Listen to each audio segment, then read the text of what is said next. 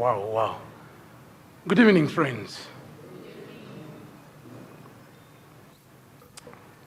Thank you for being so kind and gracious and hanging around. I told Musumba it's been a bad day. It's been that kind of day that you plan out very well, and then everything decides to go whatever way. Anybody has had any kind of day like that? Okay. I would take on my own struggles today, but the biggest hit has been, I was telling Musumba earlier, has been a call I got early in the morning from a dear friend, very dear friend. And I was on a border, so I stopped. They were in hospital, and their 7-month pregnancy had come to a stillbirth. They had found out that the baby wasn't kicking. And he called. He said, you know what? This is where we are. This is what it is. 7 months. And remember, I have a very, she's 8 weeks today. She's 8 weeks yesterday. Mine is alive, and we are smiling. And we smiled earlier in the morning. And he was telling me his wife was excited to come and see my wife this week. And here they were in hospital. And he was calling me to say, you know what, we're not going to gather people, but we need you to help us to do a funeral, a small funeral for our little baby. And they were in hospital. They decided not to do a C. They decided to induce and see if they could just. And of course he was telling me, we know we are encouraged, we are strengthened, we know the Lord knows, and we were watching your sharing from last week, and we trust that the Lord is in control. And of course, knowing that my day was going to fall apart, yet I had to come here this evening, I called a friend, I said, you're supposed to please help me pick my kids from school, and so we made arrangements. And so I began to run my day, do things, a couple of things, write reports, whatever I was going through, putting all things together. And then at 3, I'm calling the guy, Wapi? The guy is not answering his phone. And it means I had to go to Mukono, pick my kids. And then, but the Lord is good. The Lord is gracious. My heart still goes out to my friend because I can't believe that.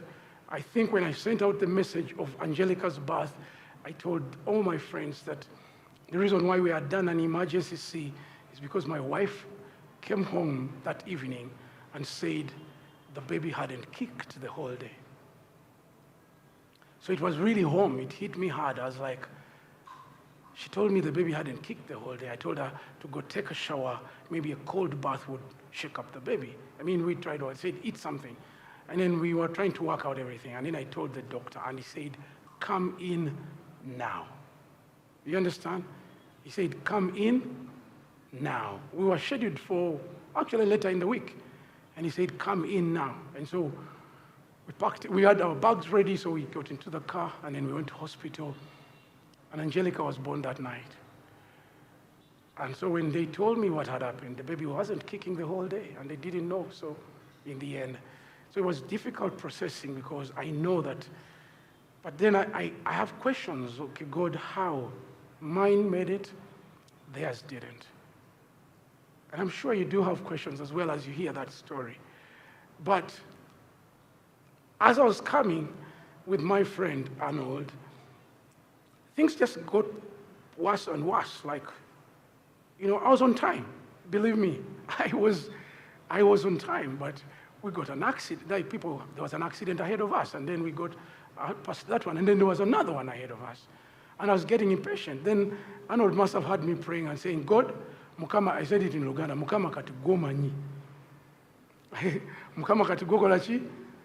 And I'm like, why? And I try to be patient. I hope you also do, right? I try. I honestly try to be patient. But sometimes on the road, even when I was coming with the boda guy who brought me, I was like, Wofuna gap, eh?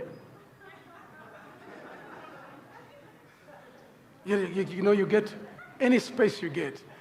Because I was at that point when I had totally lost it. I felt like something has to change, something has to happen. I have to redeem every minute, every second I can. But sometimes you can't. Sometimes it just goes out of control. And only God knows. And one of the things that I've learned over the years, again, is to just say, you know what? God, you're in control. And then you just get in that zone of patience, but not patience, but patience. Like you're waiting, but you wish you don't have to wait, but you have to wait, so you wait. You get it? It is difficult. Today, as we continue with our series, thank you, Pastor Zeddy, for being gracious and understanding, because last week you saw me rushing through. And then you told me we don't need to finish. We are not just running through to finish. We could just split it. We could just do an extra. And so I didn't delay because we have an extra. I've told you exactly how my day fell apart. Okay? That's not the reason I delayed. The truth is, things fell apart for me. But I wonder why. God knowing that we are doing something like this, why? And I don't have answers. And I don't think we will get the answers. One of my favorite stories in the Bible is the story of Job. He doesn't get answers. He doesn't get the reason why. He doesn't even get to know who did it. Because if you are told, you know what, we were there gathered with all my children, and then the devil came along, and I asked him where he had been all the time, and he told me I was going all around the earth, and I asked him if he had seen you. He said he had seen you, but then he thought that the reason you worship me or loyal to me is because I have given you a lot of things and protected you. And he asked me if he could take them away, and then I said, try. God doesn't take him through all that. God doesn't even explain to him, but you see, he even asked for your life, but I said, no, don't touch his life. God doesn't take him all through that. And Job actually says that actually God, even before his conversation with God, he continually says, I know that my Redeemer lives. And even though he slay me, I will still trust in the Lord of my salvation. It is difficult. That's what Job says himself in the midst of that all.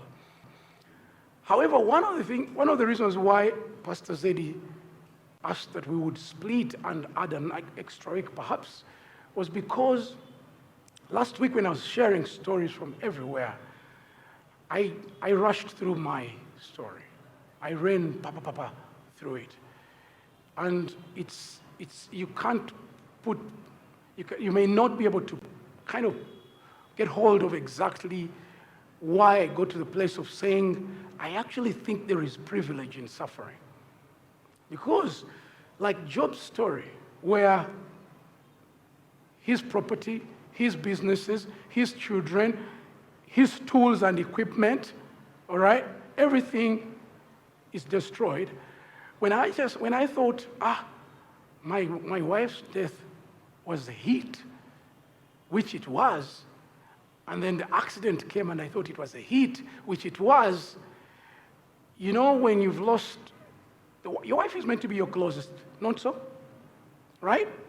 Yeah, even though you have these hands. Because if you asked whether to get the accident and stay alive and have my wife, and then lose my wife and then not have the accident, what do you think I would ask for?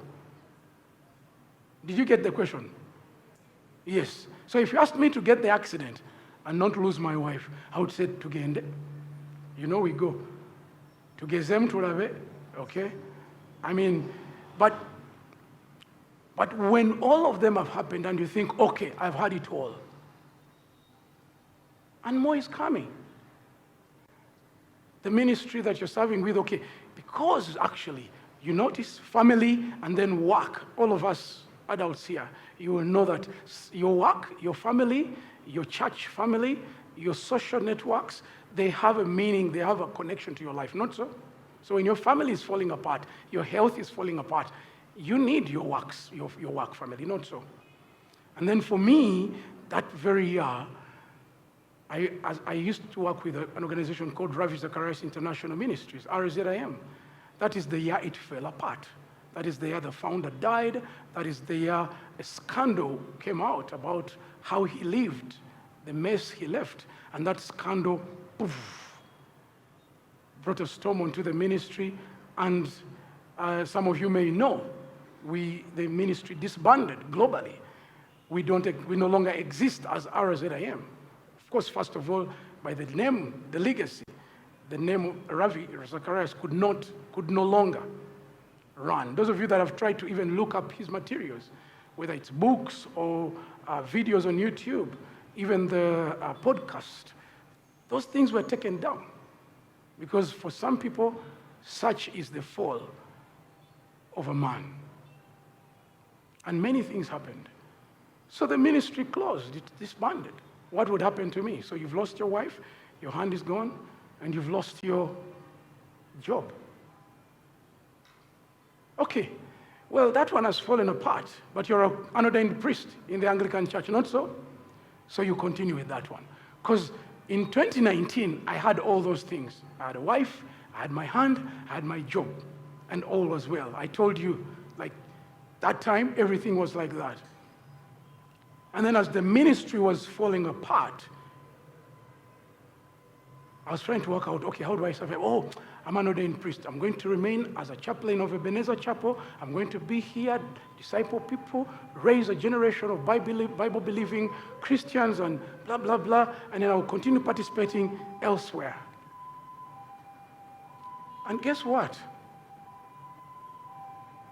God, I don't know how God works, because he should have noticed, and I'm saying this because we got to a point when I said, Mukama nechi chichoyagala. I'm telling you, these are conversations we had. What exactly are you trying to do? What are you trying to prove? Why don't you find another specimen to use, like in your experiment? And I'm telling you real things. These are real conversations with God. In my bedroom, I'm like, God, okay, if it's an experiment, can't you find another specimen? Like, isn't this enough? What exactly are you trying to do? What are you trying to prove? Okay? And I don't know whether Job asked the same things, but I read for you Job chapter 3 last week. Job cursed the day he was born, because he said, if I had not been born, or if my mother had not nursed me, if my father had not received me by his lap, maybe I would not have grown to see this misery. You understand? Because but then for me, I was like, that point, I was not cursing God, no. I was saying, what exactly are you trying to prove? Because at least bring me on, let me be on board. At least nange manye, this is what we are trying to do, so that I understand, okay? Now, I said, okay, fine, okay, let's go on, hustled, wrestled. And then, like last week I told you, one of the best things that came out of this accident, you will be shocked, was my trip to get neurosurgery to London. And it didn't work. The hospital where I was supposed to get surgery, first of all, there was a lockdown here. But the hospital where I was supposed to get surgery was turned into an emergency center, because UK was the number one category country for COVID. So they told me boldly, the document that came from the hospital, Raymond, your surgery is an elective one. It is not an emergency. Meaning you can actually live with your situation currently. But the situation of COVID-19 was bad. We need oxygen for everyone. So for you, and again, we don't want to expose you, because you can't be in the same hospital with them. But those of you might remember, was when I came back and they put me at the government here, I'm in charge of 4.2M. Because that's what I spent at Emin Pasha. They were putting us in specific hotels. You couldn't choose where you want to stay. They put you in specific hotels, and you were paying, not them. So I was there for 16 days on my bill.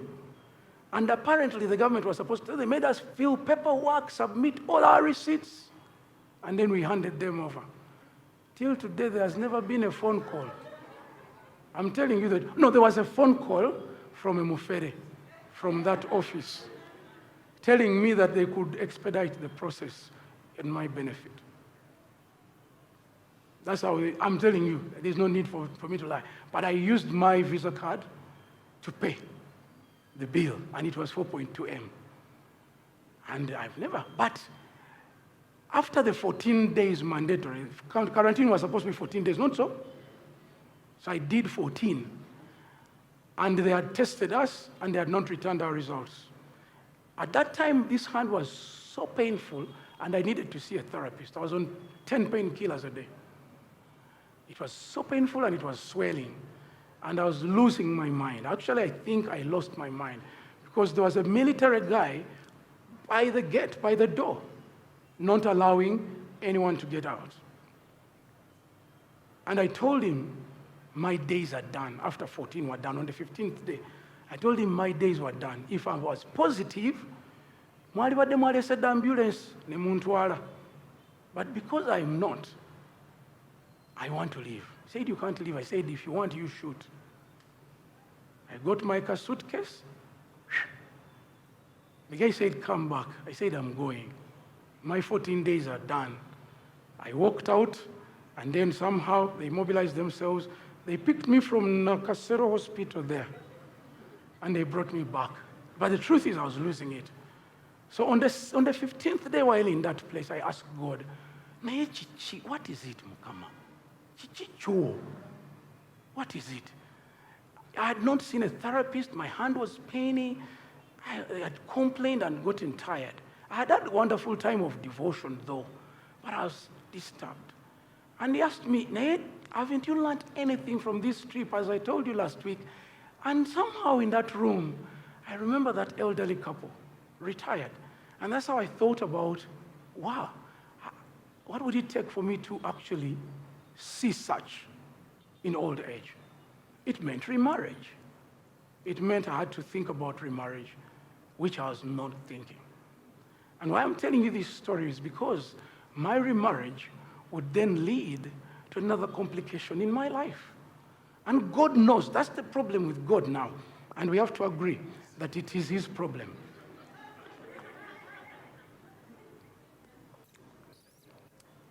Because he knows, doesn't he? Because you see, if he had told me, the Raymond Kankubulire, the direction you're taking, this is the only thing you still have now. Maybe you guard this carefully. I mean, for faith, everything. But then, and okay, if it were remarriage, and I prayed and I said, okay, if it is remarriage, God, may it not be complicated. That was my prayer. That was my prayer. And God said, yes, it's okay. And then he brought it in full complication. Full complication. Okay? And it would mean that from being from the earlier marriage that was, smooth and everything okay, to the job that I had, the job security that I had, and then to the accident, and then now to the church. Because it was a difficult decision. And I have to say this because it has been, I remember the last time I spoke to a group of people, someone who knew the story dared to ask me this question. And he asked, have you forgiven the church? And I said, I don't know. And he said, why? I said, because it's difficult, it's hard, it's painful. It's been a difficult journey. But you see, I chose to marry a woman that the church did not approve of. Not because she wasn't worthy to be married, but because she wasn't worthy to be married to a clergyman. No, Raymond, she will compromise your image. You're a priest, she's not worthy of you. And I said, what do you mean? What do you mean? If we sinners who are unworthy to be married to Christ, the holy, the righteous one, he would give himself for us. What do you mean? So I asked for the explanation, and it wasn't coming forth. It was void of the gospel. And I'm telling you the truth because that's what I encountered. And we went back and forth. And the decision was very clear. You have to make a decision, Raymond. We won't stop you to marry her if you want to marry her. But she cannot be the mother. Because when you're a priest, you're a father in the church. And I said, God, what do you mean? Because there were 2 other women that I could have married. But you said no. And I have to tell you the truth, there were 2 that I looked at and God said, don't. And I looked at another one and he said, don't. They had no encumbrances, they had no challenges. I'm telling you the truth, but I want to tell you clearly, God said no. And I remember hearing no. On the morning, they gave me one decision, and this is a story you can verify if you want to. They told me choose between the priesthood or marrying her. And I said, okay, that's a false dichotomy. Those of you that understand English, those are not the same thing. I'm not choosing they are not the same thing. You understand? I'm not choosing between 2 women or 2 jobs, okay? Yeah. So I was like, those are not the same thing. I cannot choose one or the other. He said, you have 2. So I went home, prayed, talked to my mentors. Only one said, well, Raymond, you have a platform in the priesthood. You have a platform to influence and change what it looks like. The others were like, this situation is void of the gospel. We are behind you, we want to support you. And we are praying with you. And we will journey with you wherever the world tosses you. And I said, let's go.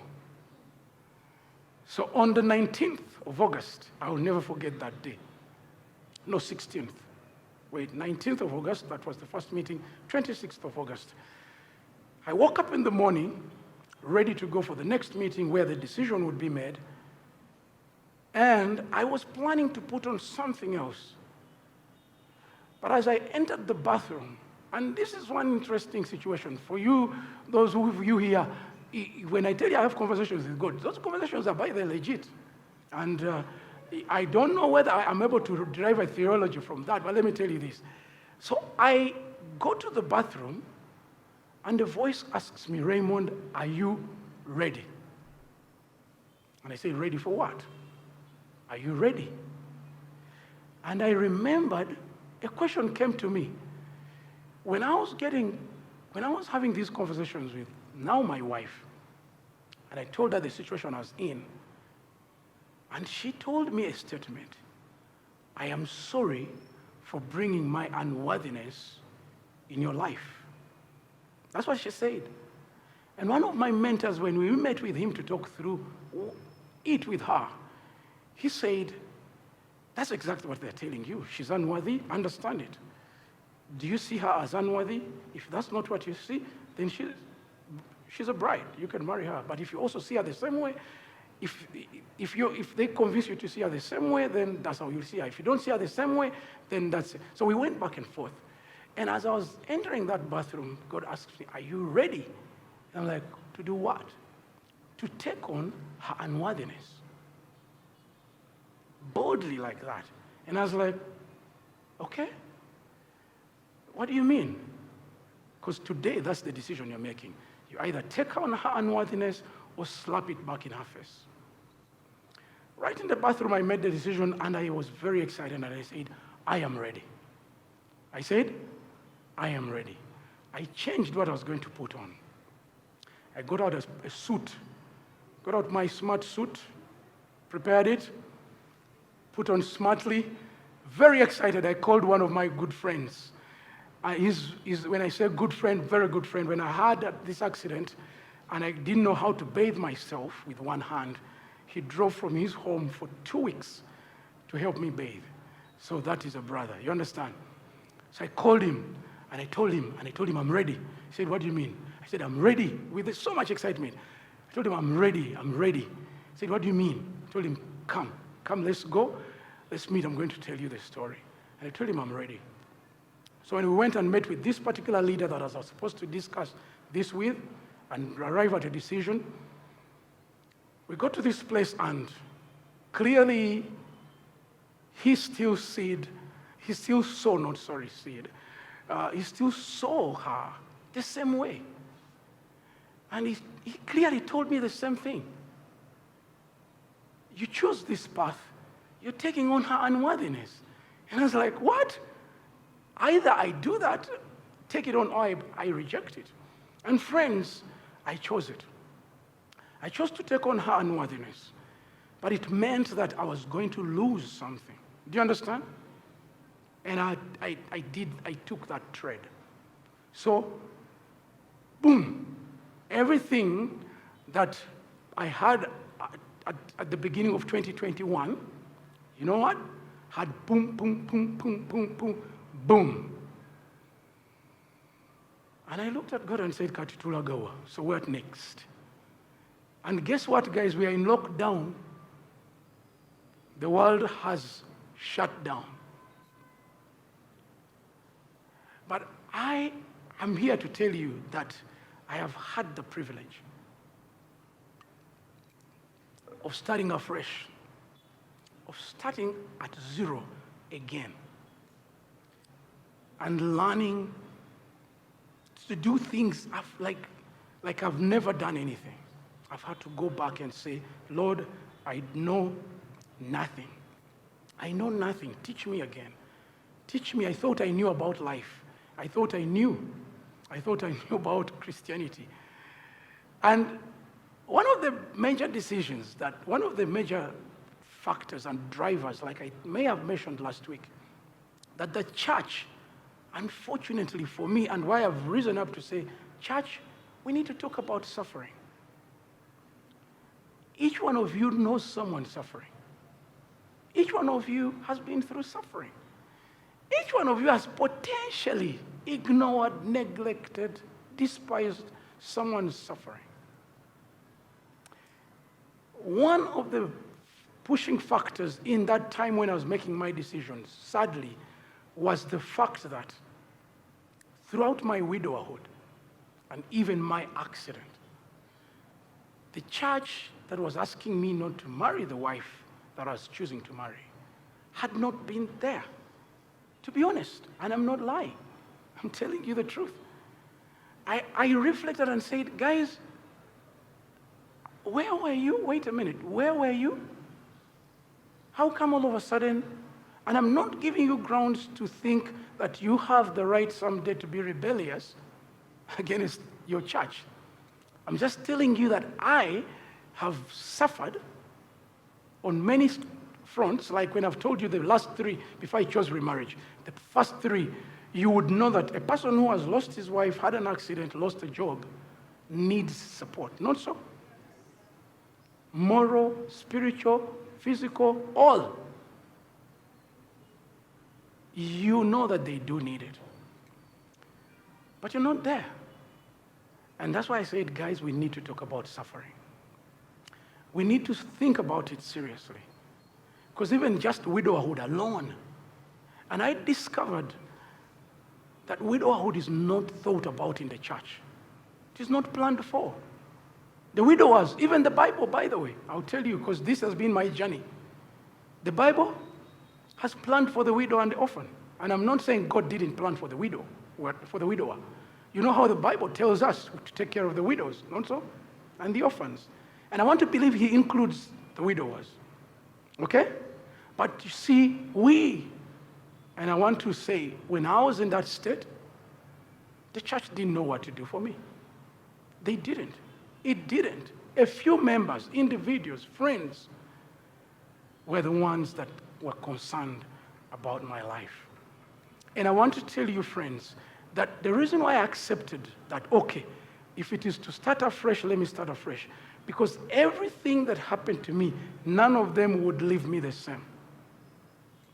And the biggest pain and struggle that I went through, and part of what the support that the church could dare, or some Christians could dare to bring, was the wrongest, worst theology in the midst of difficulty. Throwing verses at you that you actually know, and you've looked at, but your situation has remained the same. Do you get what I'm saying? Or, worst of all, for example, in the midst of it all, because in the midst of it all, when you're trying to work out, okay, Lord, what next? What next, Lord? And I'm sure some of you have asked the same question. What you need in the midst of suffering, like Job needed, was not friends who knew the best theology, but friends that could journey with him through his dilemma and pain. Do you understand? Did he get that? No. What did he get? What did he get? Critics. Crucifiers. Job, you're guilty of sin. Job, you are. Job, you failed here and there. And I got that. I got that. Maybe you should do this. Maybe you shouldn't have done this. Maybe you shouldn't do this. Maybe you should do that. And some of them come off well-meaning. You understand? But some of them are not. And they make the situation even worse. Some of the prayers are for restoration. Some of the prayers are for restoration. But then what if God doesn't? What if it doesn't? And I want to tell you that's exactly what complicates or even worsens suffering. When you think things have to return to what they were before. Do you get what I'm saying? It has been a very difficult journey for me to accept, and I have to tell you, I have had to get to a place where I accept that the Raymond Bukenya of Brie, the roller coaster, will never return. Do you understand what I'm saying? He will never return. He will never. But what is the Raymond Bukenya that God is making or God is molding in this season by these experiences?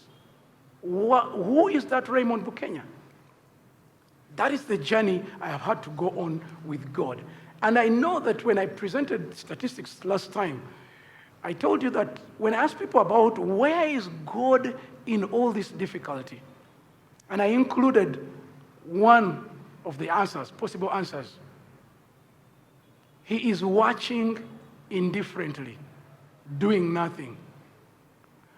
No one chose that answer. No one. Why? There seems to be a sort of a background, subconscious belief that God could be doing something, but it's taking long, right? Arudewe, right? Aruao. Or he has done something about it in the past. And that is going to be the major focus of what we shall cover next week. But when I say that God has taken me on a journey of learning and working out a fresh way of being Raymond Bukenya, because my name is still the same, okay? Right? I'm still the same height. I haven't necessarily grown taller or shorter. Probably still, I'm not very dark, right? But I've lost 15 kgs. Yes, you won't believe it. But I've lost 15 kgs from 2019. That time, my weight at that time to today. I'm 15 kgs less than what I was then. And it's not the best way to cut weight, okay? So don't try it at home, eh? It's not the best way to cut weight, to lose weight. But, so I would say maybe that one has changed, all right? But that's not a big issue. But someone asked in one of the questions that some of you sent forward, and this is where I usher in the part of questions. Someone asked, what if I'm not learning any lesson? What if I haven't learned any lesson yet? What if? Is there a lesson in every suffering experience?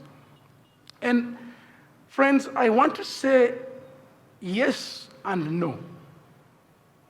Last week when I suggested and argued that there is privilege in suffering, I might have mentioned, I think, that by privilege I am not suggesting, because privilege connotes to advantage, all right? Benefit, all right? Desirability, okay? Something good, okay? By that, I have not meant that you, the sufferer, is the primary beneficiary of that privilege. Do you understand? And I said last week that when Job goes through what he goes through until chapter 42, while he confesses to God and says, I've heard of you with my ears, but now I've seen you with my eyes, in chapter 42, before God restores him. And while God restores him, his confession does not come from materialistic restoration. You understand? It is not coming from the comfort and the jubilation of, hallelujah, praise the Lord. I have heard of him with my ears, but now I have seen him with my own eyes because he has restored me. No. Job is not coming from a place of restoration. He's coming from a place of conviction. You understand? However, until that point before the restoration, because all of us, even when people are praying for people like me, they declare and pronounce a restoration like Job's. You understand? May God restore you like he did to Job. Okay? Job mukama yamu abana kumi. But to restore me like he did to Job, my kids didn't die. And for me, instead, it was my wife. For Job, his wife stayed. You know, when you ask for restoration, it gets complicated, like Job's. You understand? Me, I never lost any camels. Okay, maybe I lost my livelihood. But you see, it's a complicated restoration, like Job's. Okay? Because you're pronouncing something that is not similar. Job lost different things, I lost different things, and somehow we both lost, and we're all aggrieved, we're grieved, and we wrestled. Restoration is wonderful if it happens. But what if it doesn't happen? Are there lessons to learn?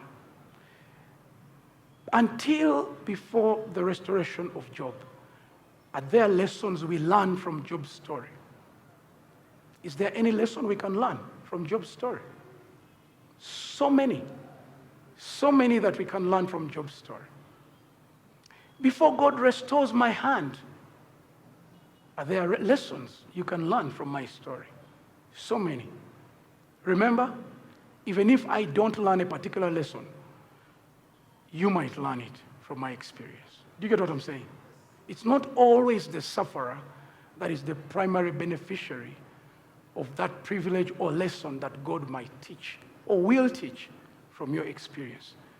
May I also put it that it is human, it is selfish, that it is because it is me who has gone through it.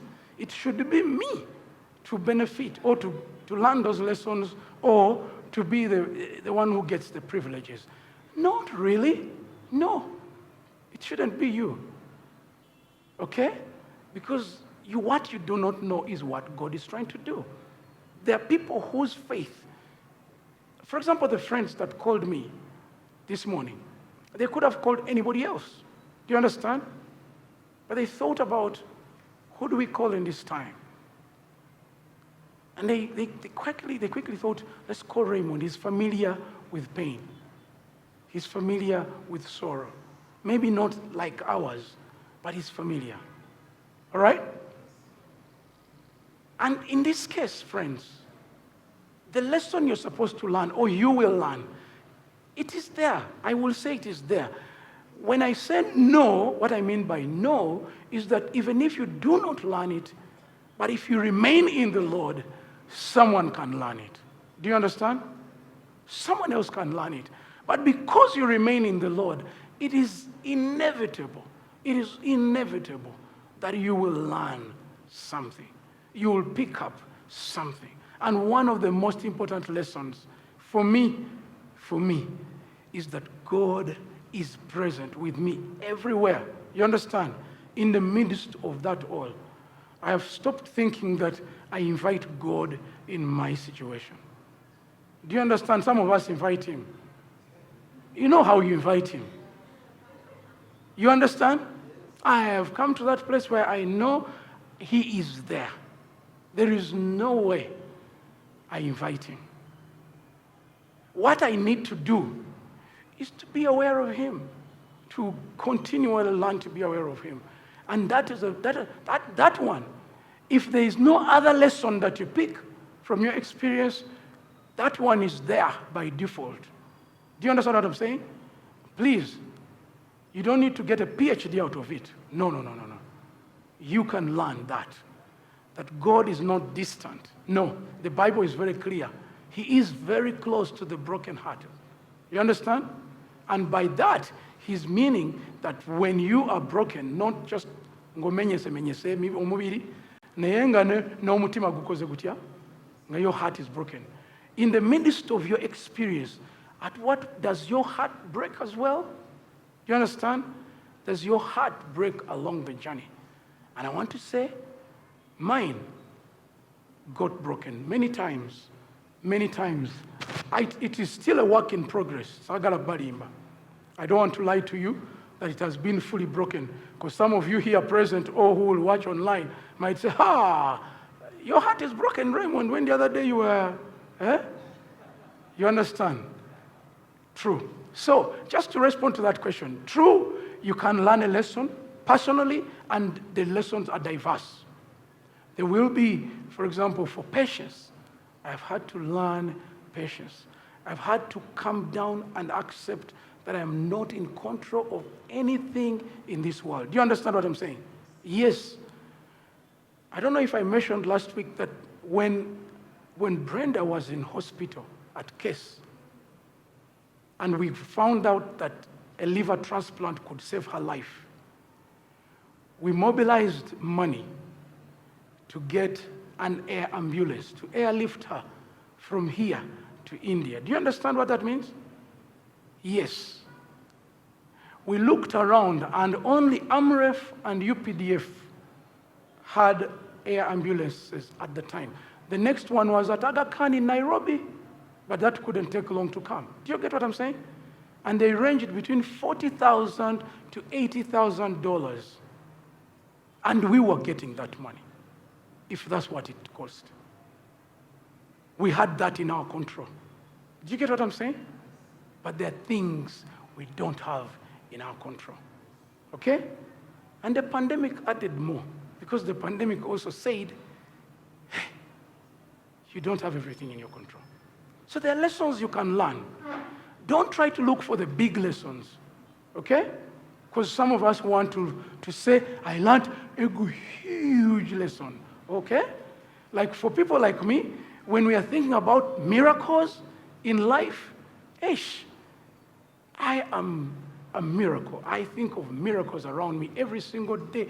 Even today, when I think about miracles, when you talk about miracles, for me, the biggest miracle, obviously, is that I am born again, is that I am saved, is that I am reconciled with my Father, and I singa body nkono nemfali ro kumanga kati Kampala mwana. Yesterday, so guys, but taxi hit them on the border, and down there. And believe me, after my accident, I've seen many, and some have died, and have survived. Last year, we buried my friend's wife, a young family, similar situation like mine. Border hit her, fell on the road, truck ran over her, gone. In a moment. I did a border to Mukono, picked my kids, took them home. I can't take that for granted. But if you're looking for big miracles or big lessons in your situation, it will be very hard to see them. You must start with the simplest. And then as you see the simple ones, your eyes are open to the bigger ones. You understand? But yet, some you won't see, because others will be learning. You understand? Because for you, you're journeying faithfully with the Lord, others will be learning lessons. And that is a privilege that others are learning from you. It is Job's privilege. And when I meet Job in heaven, I want to say, man, you don't know how many people have been privileged to learn from your experience. You understand? And I know, I'm sure if he looks back, or he does, I'm sure, he must be proud that whatever he went through, you and I are reflecting on. Okay? So, in the next 10 minutes, do you have a question? Someone had a question, actually. Someone told me they have a question. Does someone have a question or two that we can respond to? And then, next week, we will look at the God perspective. This week, what I've done today is give you the other part of my story that I didn't have time to share last week. One, because of the difficulty that comes with it. Believe me, I haven't shared this story publicly, first of all, I think. I haven't. No. Okay? Because I've had to hold on to it and say, you know what? Can fetch Siri, chang. Let me die with it. Okay? But you see, maybe, because when I decided to do this series, someone asked me, are you sure you're ready to relieve that pain? I said, maybe it helps me on my journey of healing, complete healing. Do you understand? But if you have a question, I would love to respond to one or two more. But that is a question that came from one of you. And I heard it, so I prepared to respond to it. And I hope that helps.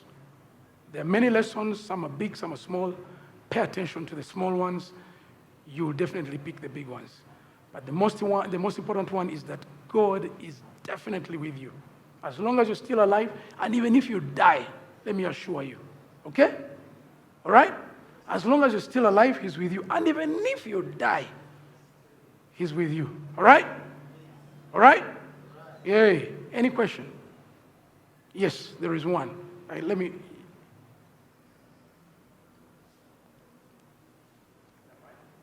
Yep.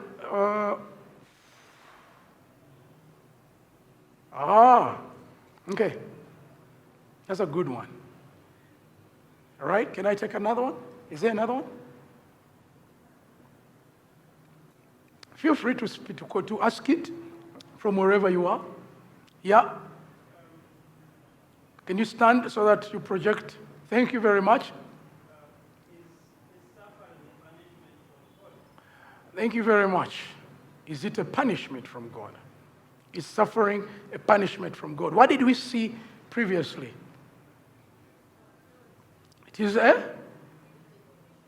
It can be a punishment, right? It can. It is both, and it can be a punishment. It can be, so the language that is used is retribution, or can suffering be as a consequence of sin? Because God doesn't punish unless there is sin. And we see it in the Bible, not so? Indeed, that's what Job's friends think, okay? Right? But we see it also, the disciples asking Jesus, who sinned that this man may be born blind?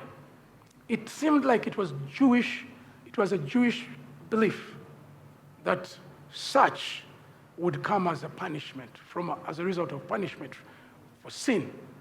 So it is true, for example, when you look at the story of Israelites, part of the story that I was meant to share with you is the story of God's people, God's children. Do you know how much they go through?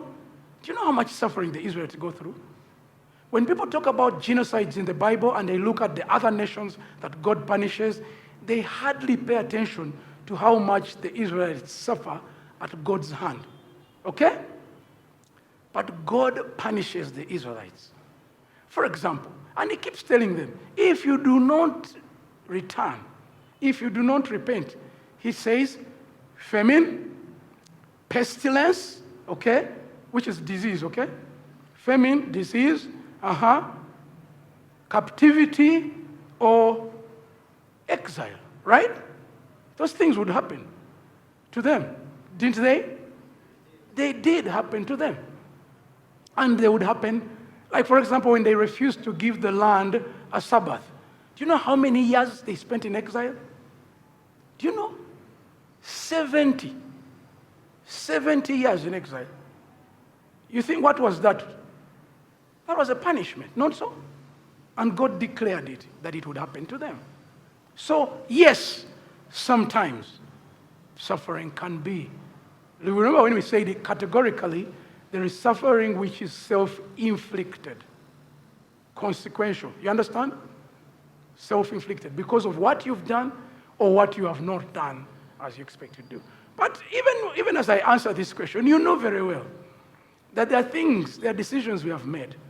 None of you has made a decision that has turned out bad, and you have suffered kalito. None of you? Like none of you? Like really? Hey. And I'm not saying that was your punishment, because sometimes people do some big bad things, very bad things, and they end up in prison or they end up in difficult situations. So yes, it can be both a punishment, but also it doesn't have to be a punishment. And that's why in one category it can be sacrificial, or it can even be innocent like Job's. You understand? Yes. And so, for example, in my case, there could be that which I chose for myself, or that is a consequence of decisions I made. You understand? And which brings in this question. It's a bit personal, and I don't know how much I can share. But what was about your current wife that the church thought made her unworthy to be the wife of a priest? And I'm going to share it.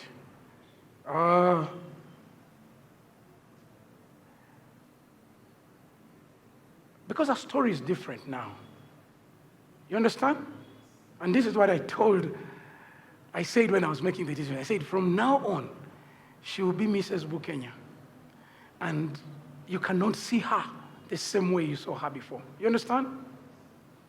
And this is why I love Jesus, and this is why I love the Bible. And then I'll tell you the story. In Luke chapter 7, there's a story of the woman that broke a jar. Is that the one? Or I'm getting around. The prostitute. The woman that came and wept and wiped Jesus' feet with her hair, right? That is in Simon the Pharisee's home. You remember that story? So that story is so beautiful because they had brought Jesus, they had invited him so that they can trap him. They can expose him, okay? Because ideally they never ever looked at him as a prophet. So when this woman comes and she's wiping his feet, okay? Do you know what they say? If this man was truly a prophet, he would have known what kind of woman this is, and he wouldn't have allowed her to touch him, okay? But he's hearing, and then what's Jesus' response? Simon, Simon, since I arrived at your house, you've not given me water to wash my feet. You've not anointed my feet with oil, which was normally done for a special guest, not so? Because they walked a distance. When they arrived, you gave them water to wash their feet, and then anointing their feet with oil would be to show that their feet are clean, because you can't anoint feet that are dirty with dust, okay? Now, Simon and his group knew that woman as what she was, and that is the story. They knew all the ways, okay?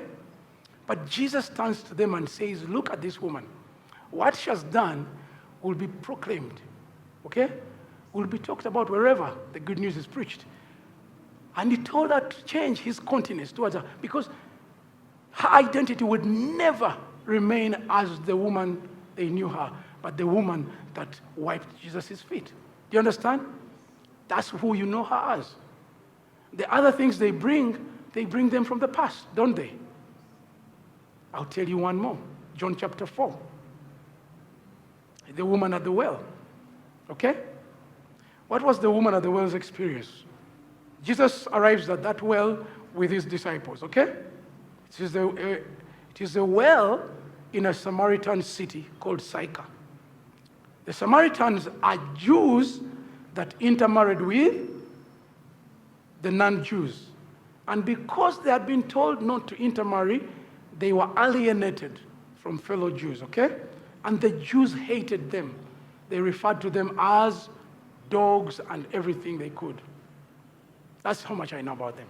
Now, going to Samaria was a complicated thing. Because that's why even the story of the Good Samaritan counts huge.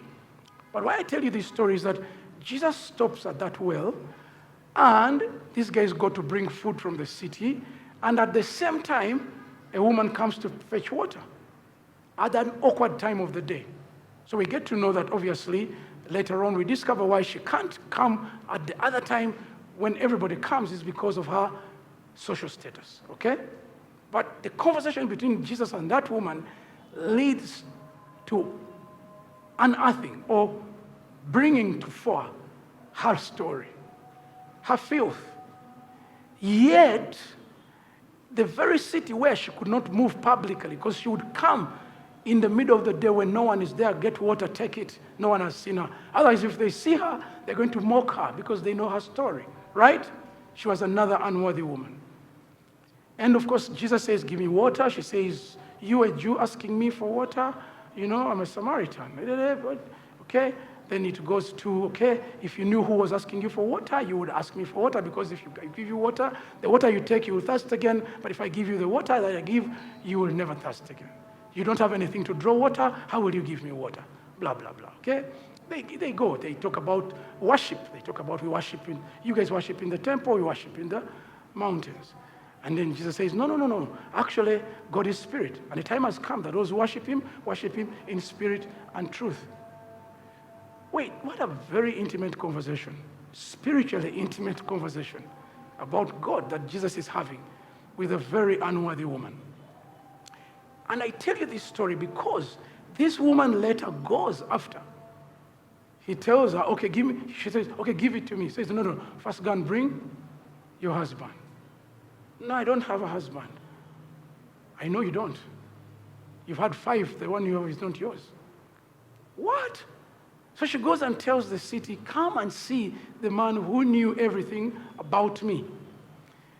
Her story is crucial for you and I, by the way, because when the Jews, the proper Jews return, the disciples, do you know what they do?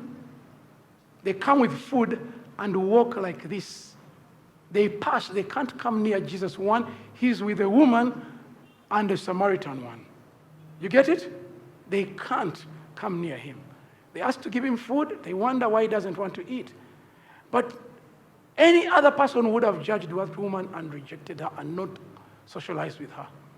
Yet she goes testifying about Jesus. Come see the man. Could he be the Messiah? He told me everything about me without judging me. Do you know what happened to the city of Sychar? Do you know? Do you know?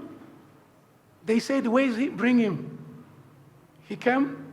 Of course, because she was a woman, they did not take her witness seriously. Because their confession later, after Jesus staying with them, is that we now believe, not because you told us, but because we have seen him ourselves.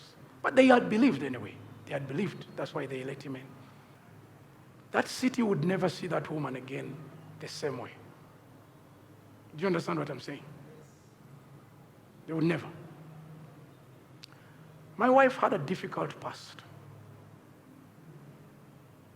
In fact, when I met her, she had preferred, you know what, let me just raise my kids. And I told her, you know what, that's coming from a place of pain, but I'm familiar with pain. I know pain. Let's journey together. I have kids, you have kids. Let's come together, support each other in our pain, and let's raise our kids. Okay? And what I know is that the church has many of those. Because guess what? She was part of the church anyway. She was part of the church. She left the church at some point because, obviously, she was seen like that. And I told her, I assured her from day one, believe me, your story will never be the same again. That's what I assured her. And there was no way anyone was going to make me turn my back on her because I assured her. Yes, the past has been difficult. Yes, it has been painful and hurting. Yes, it has even involved rejection. And actually, rejection faces you right now. Okay? So yeah, because of our past, and I know they are there. You are here, you're in the church. Your past, your current situation is in the unworthy category, I can assure you. Do you know what I'm talking about? Or your sister, or especially the women. Because the men, we are in the patriarchal society. You can walk away with it. Yeah. You can have a child with that woman, and you can walk away with it. You can have another. But that woman will have it hard to be accepted. I know it. And so that sort of label to be put on someone. I stood before my leaders, I said, you cannot call her the same after I marry her, because she will be my wife. That's the only thing you're allowed to call her. Okay? That's the only thing you're allowed to call her, and that's what she is. All right? And her story is different. And just like the other women have told you, and there are many others, okay? And I know that pain goes on in our society and sadly in our church. And the church continues to worsen it. But what do we do? What would Jesus do? There's one here. During the journey of suffering, did you think of giving up on God, or did you for one moment say, God has given up on you? No, and no. I have to be honest with you. However, I have to tell you something. I went into a sort of, I don't know whether there is a description for it, but I think all of us Christians might go through it at some point or not. There's a time, I want to remember who calls it. It's called The Dark Night of the Soul. Who is that author? John who? John Owen. Dark Night of the Soul. I have been in that place where the Bible doesn't make sense. Praying doesn't make sense. Not because you don't believe in God or you don't love Him anymore, but you pick it up and you can't read it. You want to pray, but you can't pray. You get what I'm saying? I have been in that place. Yes, I have been in that place. Where my Bible, I love my Bible. That's why I can tell you these stories without opening them, okay? Because I love my Bible. I have read it back and forth. I love it. But I've been in that place where you just leave it and go through the day confused, not knowing. And that's why I know for sure, unless it was God who took me through that valley, no one. Because depression is a bad thing to go through. Those of you that haven't been depressed, you may have no clue. Ozunga no itawao, nga tomanyi nti oyiseewo, no komawo.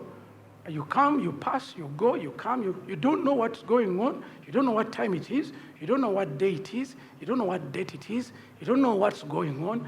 You're just there. Okay? The one speaking to you, I have been there. I've gone through that phase. And I cannot say there was a particular individual. I know there were friends, there were people who genuinely, I have brothers, I have very little brothers who in those times would call and ask me very difficult questions. Do you sometimes dream about Brenda? I'm like,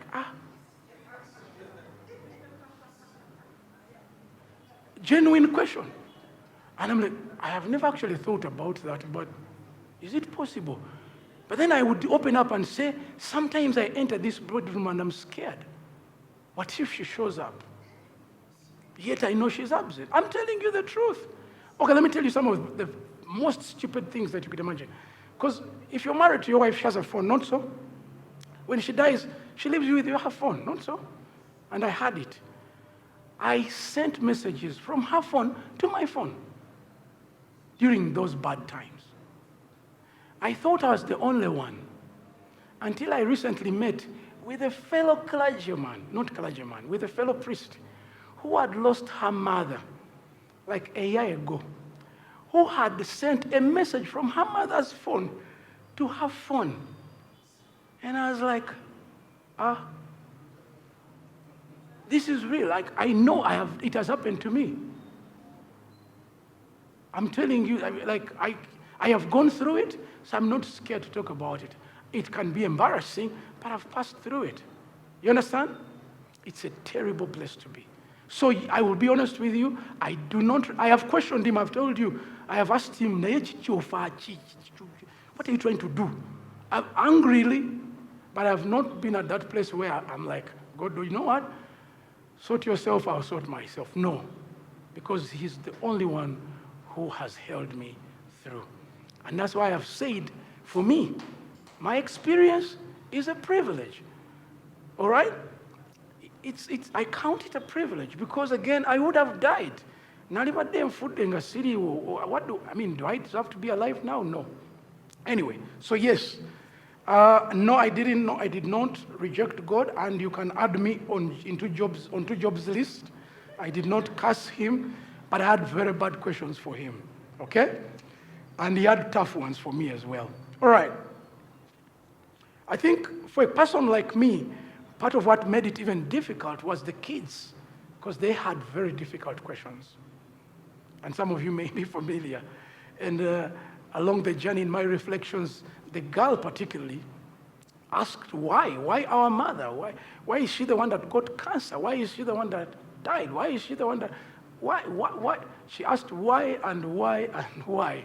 As a answer. Anyway. I remember Nathan, the firstborn, writing a letter to God to bring back mommy. And he brought it to me.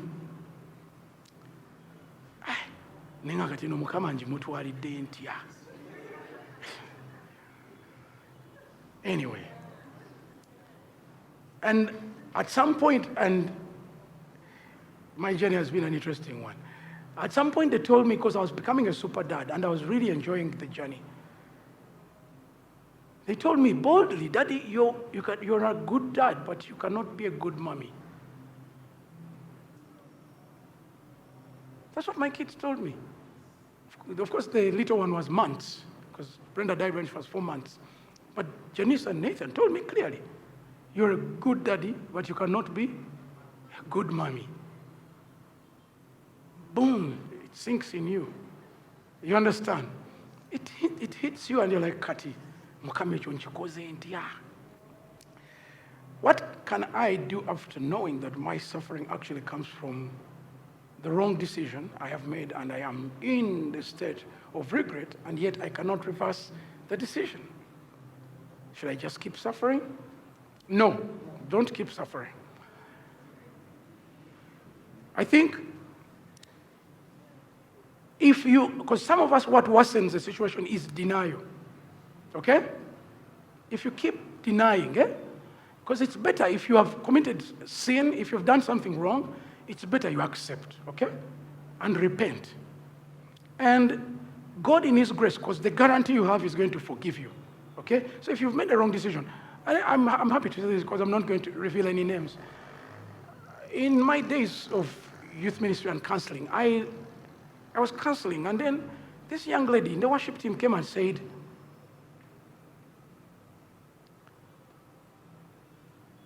I want to commit suicide. I said, why? She said, I can't live with the regret of committing an abortion. I said, you can't.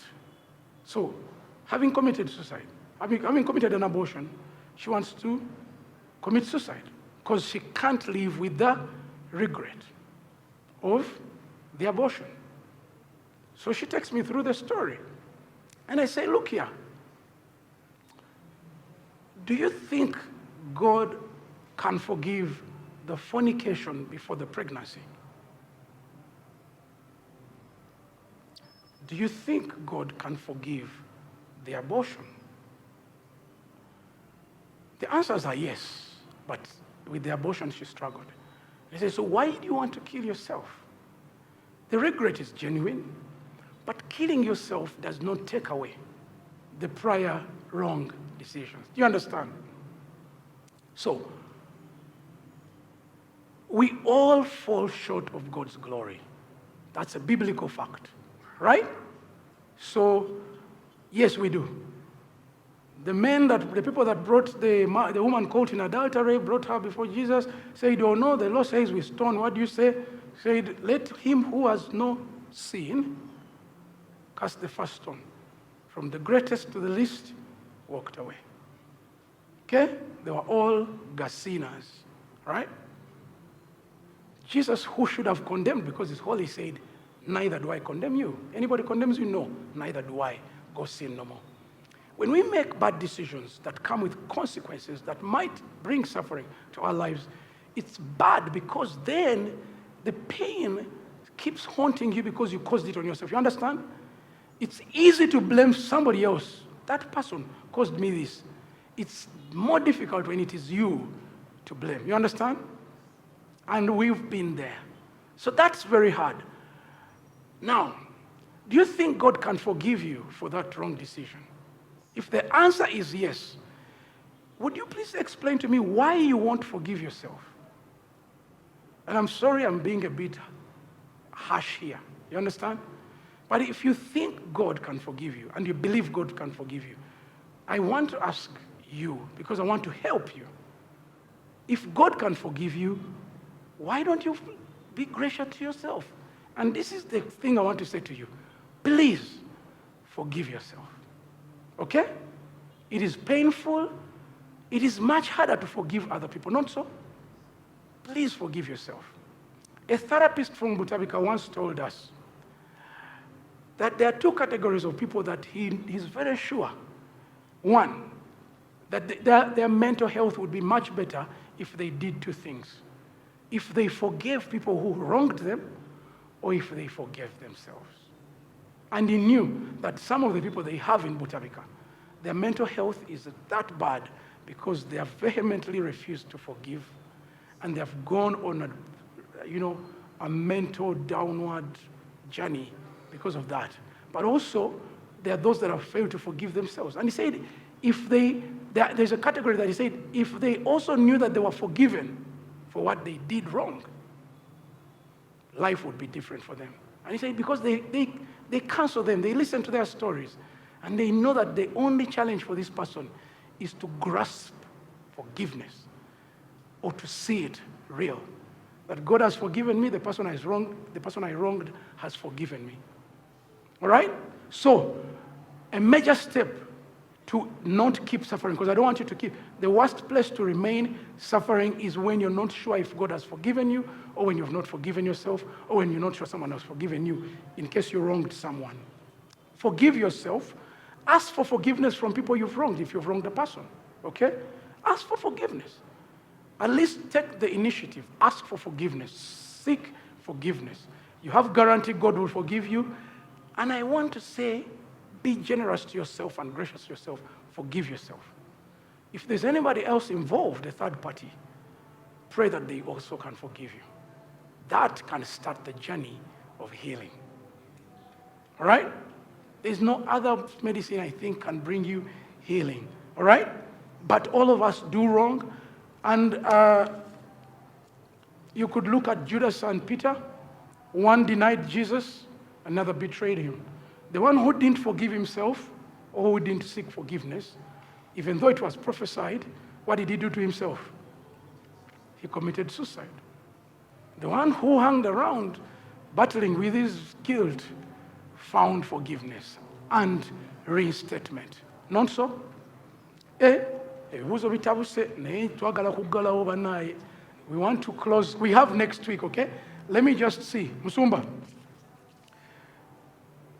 in your journey of suffering, praise God, you had conversations with God and made positive and guided decisions and stood in the face of pain and rejection.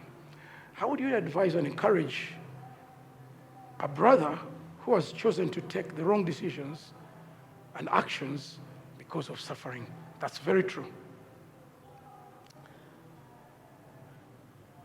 One of the wrong decisions, which I call wrong, though I don't know whether it can end up in the wrong category, because I remember one of my friends, I can't go on without giving credit where it's due.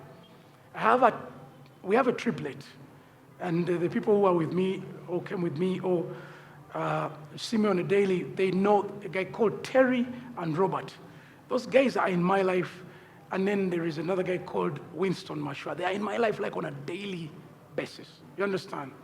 They know exactly. They ask me questions, tough ones, okay? Now, the other guys found out that I had developed a love, if not an addiction, for wine. Do you understand? Yeah. Every now and then I would sneak in a wine bottle, and then it would go within, and then I would sneak in another one, and then I would sneak in another one. And because they can't hide, especially when they become many,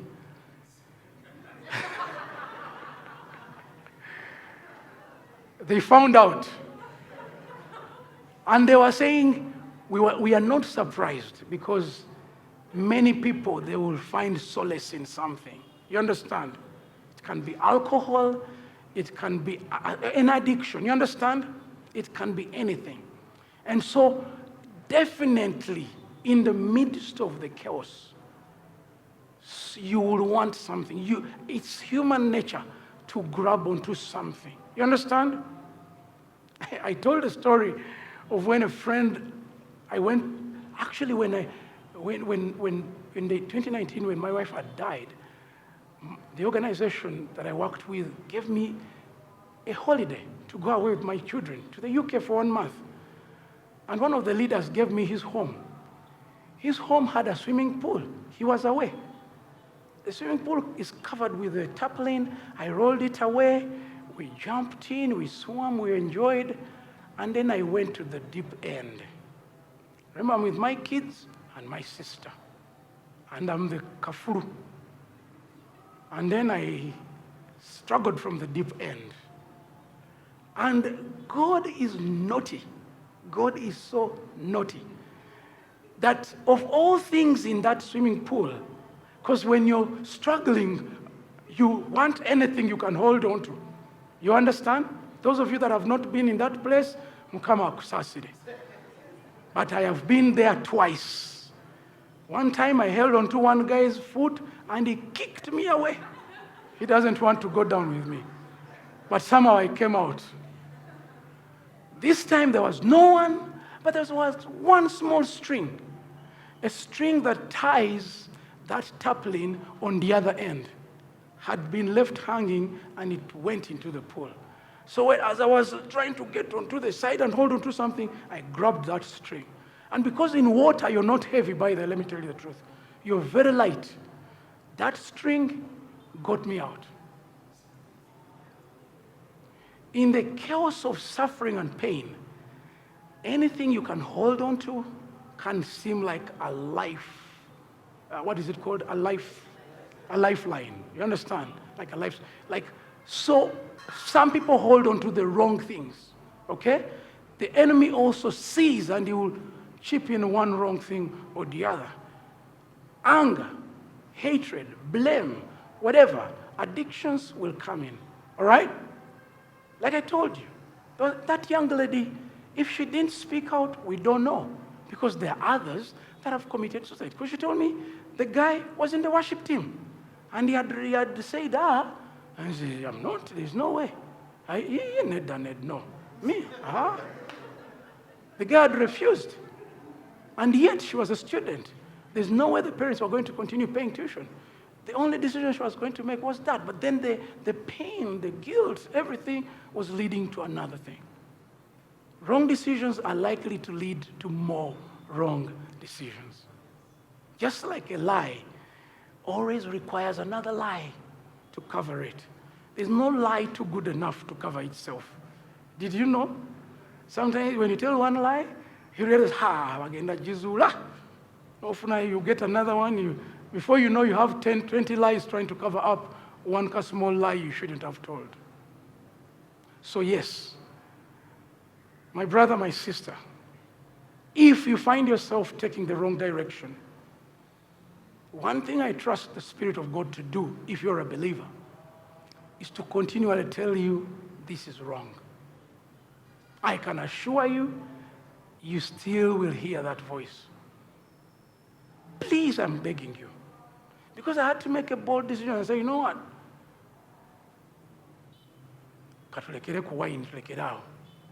Let's first stop.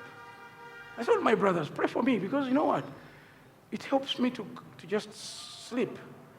At some point, I needed sleeping pills. I did. The doctor prescribed them. Huh?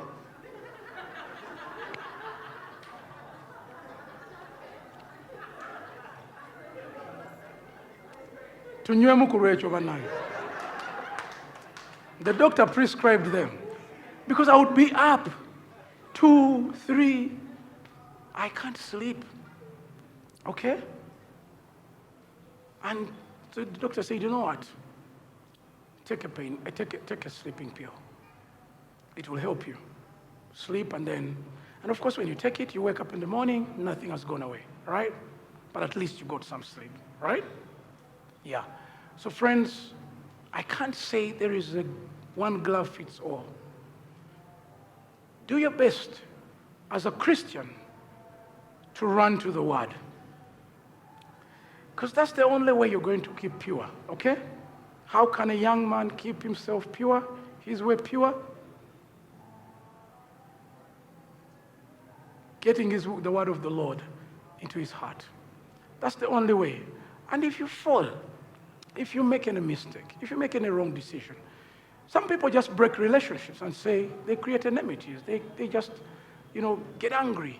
But if anything goes wrong, please, and God convicts you, please, I'm begging you, please turn back.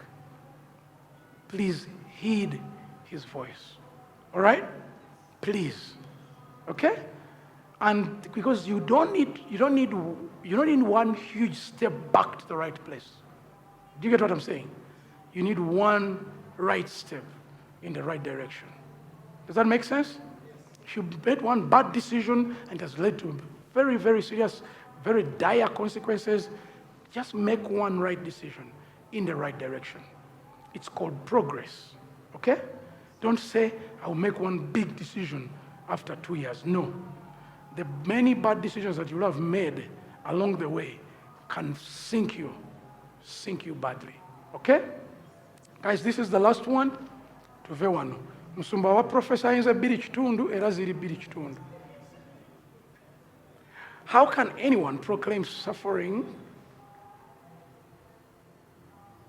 Because in most cases, we go through a lot that at times one feels so depressed, for example, as a whole, for example, like accident. I don't know whose question this is, but when I was coming on my way, I knew I was going to talk about that.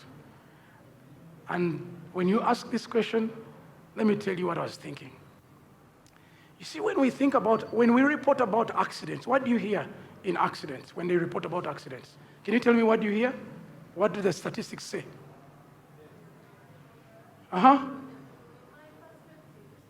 What? No. What do you hear in the statistics? Yes.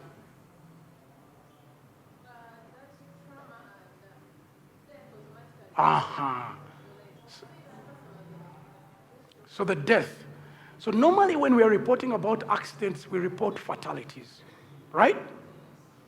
They do report the injured. We do not account for the effect of the injuries. Okay? But let me take you through a journey, because I knew for sure, while I didn't talk about it earlier, I kept thinking about it. that when I say that the Raymond Bukenya that you knew in 2019 or prior to this accident, it's not the Raymond you have now. You have a one-handed Raymond, okay, he has two, but this one doesn't do anything. This is the hand that has done everything from 2020 to today. Everything I do, I do a lot of things. I do a lot of things. I do a lot of things. This is the hand. This one hasn't, no matter how it wants to participate. Yet sometimes it pains me. Okay? If I'm stressed, or if I'm getting a viral infection. By the way, let me tell you, this guy has become a whistleblower. Huh? This guy has become, what is it? If I'm getting a viral infection like flu or anything, this hand will begin to pain before I get the flu. Why? Because of the neuropathic pain, viral infections compromise my pain threshold, my resistance to pain. You understand? So normally without anything, I can resist pain comfortably. When I get a viral infection, this hand just begins to pain irresistibly. Then I need painkillers again. Without any flu or anything, or malaria or anything, I don't. So this hand has begun warning me. The moment it begins paining anyhow, I'm like, Concoction, where are you? Flu cup, where are you? You understand? But the consequence of the accident, I didn't die, but life changed. I have a little baby. I can only carry her with one hand. I used to enjoy changing my baby's nappy. I used to enjoy having, play around and throw in the air. I can't do that. Do you understand what I'm saying? There's so many things I can't do. Now me, it's just one hand. Accidents do a lot of things to people. This Joe was, can you help me with my bag? Where's my bag? This Joe was, the helmet cracked it through here, and it was put together with this guy, by this guy. I moved with this guy actually because I wanted to donate it, and they told me it has, the guy didn't have, it couldn't fit that guy. But this thing cost 2.5 M in 2020 when they were putting together my jaw here, around here. They put it inside and locked it with nails. And from January or February to August, I had braces and I could not, and I could not eat meat. Do you understand that pain?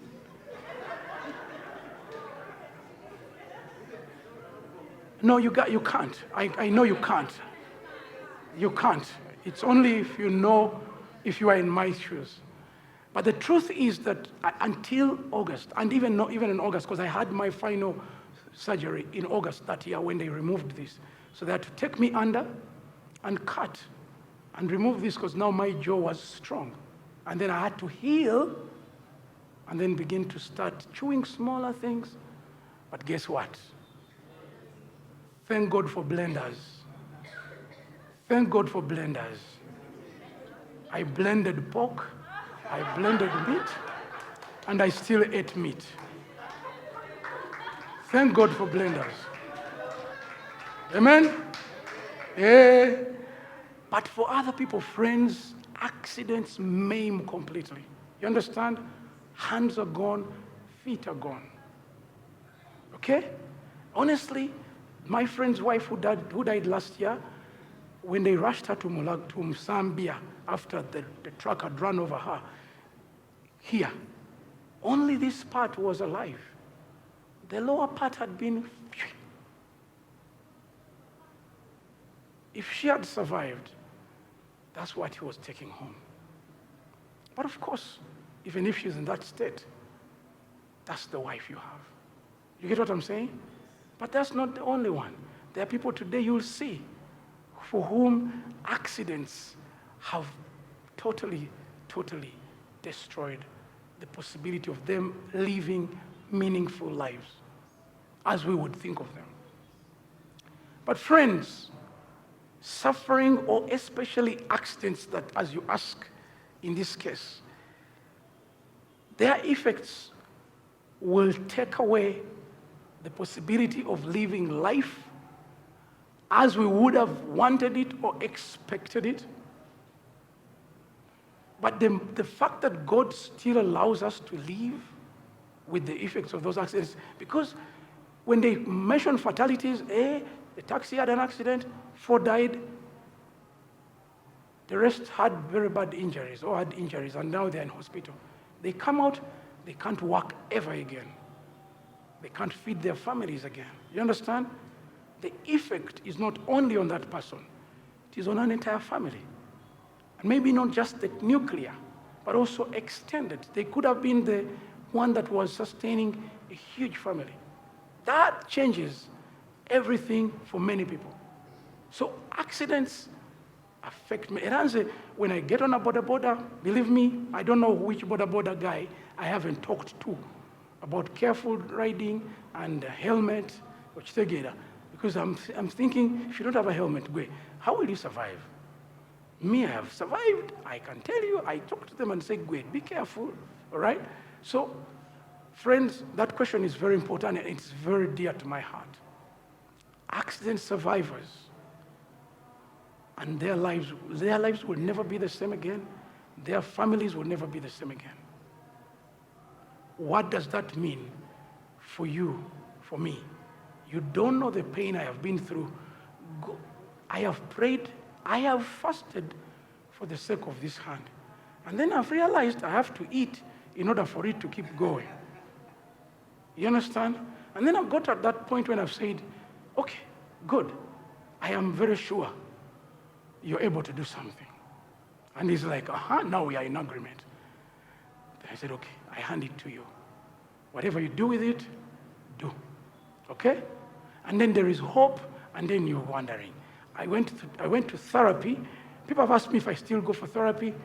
Last year, in August, I stopped. I have to tell you the truth. Nange nkowa. I went to therapy every week. First, it was 4 days a week. Then it became 2 days a week. Occupational therapy and physiotherapy. And they said it's nerves. You can't force them. They regenerate slowly at their pace. If they do. If they don't, do I breathe? Yes. Can I grab a rib with this hand and eat it? Yes. Hallelujah. But whoever asked this question, I feel you and I agree with you. It's a different case, especially, excuse me, it's a different situation when accidents change people's lives forever, and they do. But do we think about them? Do we remember them? No, we don't. Why? Because they didn't die. You understand? Accident survivors live very difficult lives because I'm here. My life will never be the same again. You understand? Yes. All right. And there are things I can't do. There are things I can't do. I used to be one of the best pool players. Do you know pool? I used to be one of the best pool players. I can't do that. I still try to play football, but those that play with me, the last time I played seriously, guy knocked me not knowing my situation, boof, uncontrollably. I just fell down. I picked myself up, and I said, you know what, Raymond, leave football alone. Now I coach. You understand? There are many things I can't do. I used to love working out. I used to punch the punching bag a lot. I can't do those things anymore. Now, I'm speaking from a very privileged side. I'm even raising middle-class issues. People's lives are totally changed and paused, if not by accidents. And that's a difficult place to be. It's very difficult. My heart goes out to you, and I pray that God will help you to find meaning in the life that He has still given you. Because actually, some people wish they didn't survive accidents. I'm telling you the truth. Some people wish they didn't survive accidents. Shall we pray?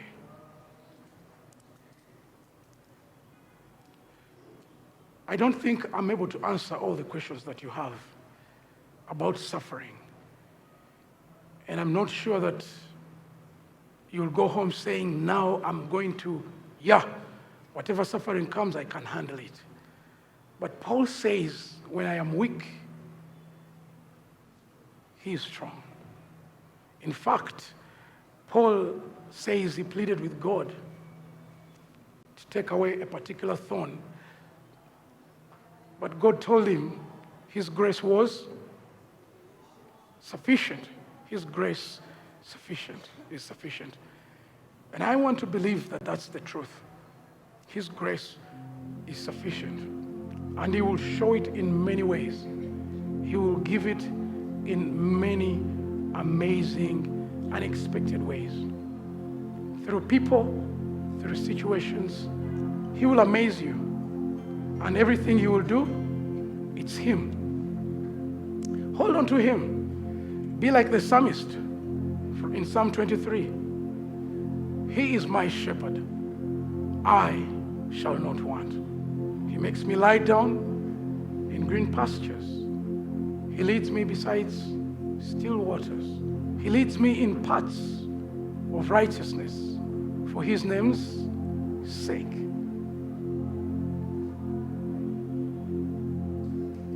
No. He leads me in paths of righteousness for His name's sake. Even though I walk through the valley of the shadow of death, I shall fear no evil. For He is with me, and His rod and staff, they comfort me. May He comfort you, my brother, my sister. I can't imagine how difficult it is, but I know He has comforted me. May He also anoint you, because He does. He does. People love the part where He prepares a table in the presence of my enemies. But sometimes it won't be there. Sometimes you may not see that part, that verse in your journey. But may He anoint your head. May your cup overflow. Amen? And may His goodness and mercy follow you